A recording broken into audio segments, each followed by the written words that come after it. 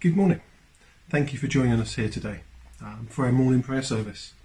It'll be a little bit different this morning, but we'll just take a moment in quiet just while we wait for a few other people to join. So, yeah.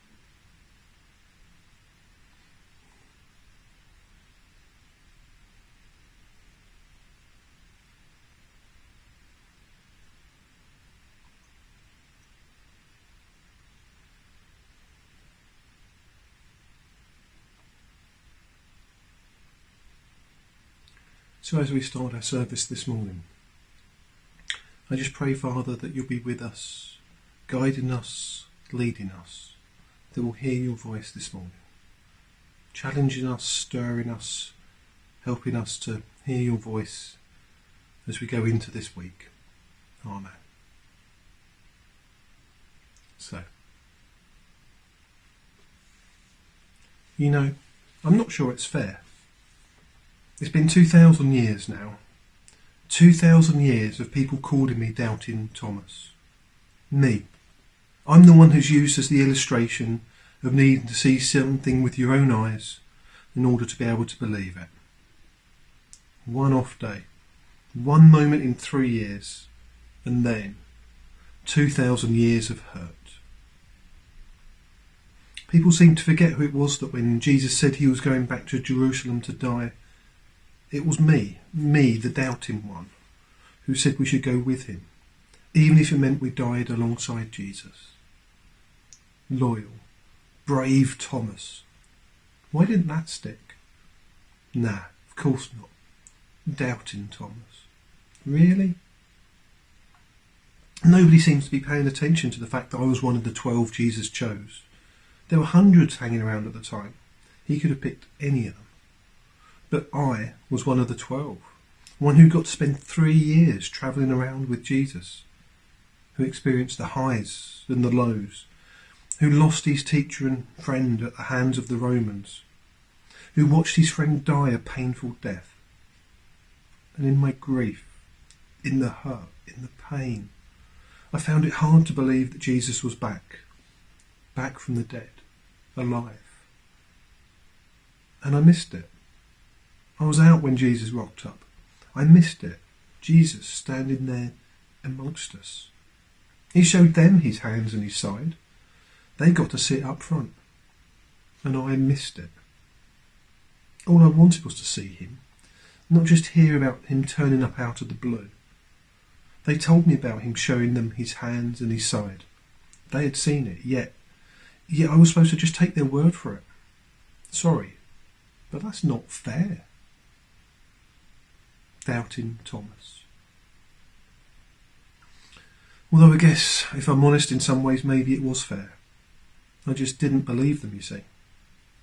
If this was true, if Jesus was alive, if he had come back from the dead, this changes things. I couldn't just walk away and try and rebuild my life now. I couldn't ignore it. This was way too big, too significant, too life-changing. I had to be sure. Is that so wrong? Isn't it normal to have doubts? Don't we all have times when we aren't sure of things? And to be honest, would you trust that lot? I had to be sure. I wanted to know, was it really true? Doubting Thomas seems a bit harsh though. People seem to forget his reaction though. I wanted proof. And what did he do? He turned up. He met me where I was at, showed me his hands and his side. He knew what I needed, knew how my mind worked, and showed me what I needed to see. And I believed. I still believe. Despite being Doubting Thomas, I believe. Still doesn't seem fair. But you know what? I got to meet him. I got to see him, experience the most amazing highs and lows alongside him. Kick-started the adventure of a lifetime. Travelled around quite a bit as well. Bet you don't even know whether me, the old doubter, even got as far as India, if you believe the old traditions and all that. Not going to tell you if that's true or not. You're going to have to decide for yourself. See if you're a doubter as well. But Jesus, he met me where I was at. My doubts, my insecurities and all. He started the most amazing adventure in my life. I doubted, but jumped on board. What about you?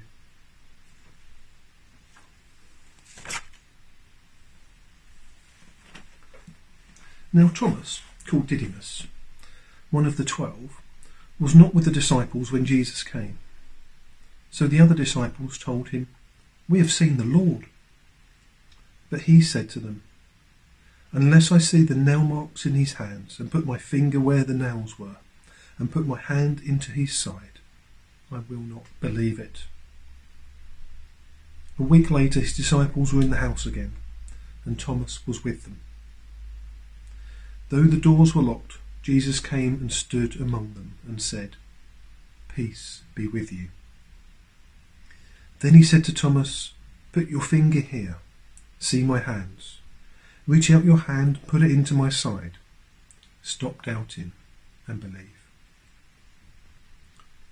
Thomas said to him, "My Lord and my God."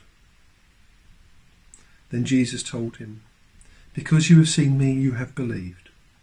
Blessed are those who have not seen and yet have believed."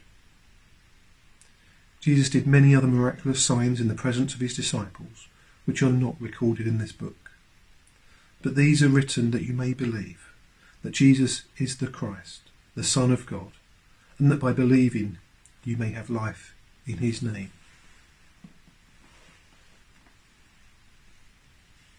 But Jesus, he met me where I was at, my doubts, my insecurities and all. He started the most amazing adventure in my life. I doubted, but jumped on board. What about you? Despite our insecurities, despite the things we have going on in our lives, we have an amazing Saviour who comes to meet us where we're at.